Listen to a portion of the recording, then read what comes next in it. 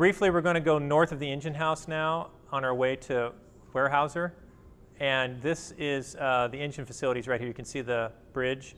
There was a big lumber concern here, known in the 50s as Everett Lumber Company, but most of you that have lived here any length of time would remember this as Canyon Lumber Company. That's what it's called today.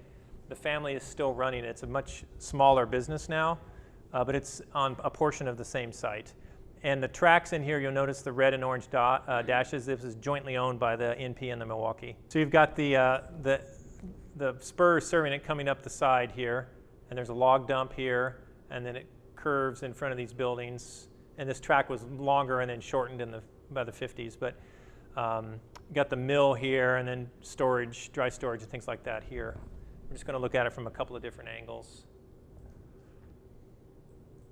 This is looking at it from the river side.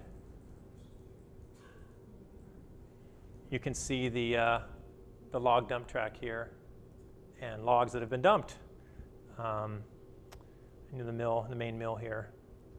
And this is drying ovens. You see them in some of the photos and not in others. So they were built in the mid-50s because they're not there and then suddenly they are. So it was obviously an improvement that they made. And this building's interesting. They built it on a curve because the track had already started to curve to come in here. And so the building itself is kind of curved a little bit. Did you call those kilns? Yeah, drying ovens, kilns, yeah.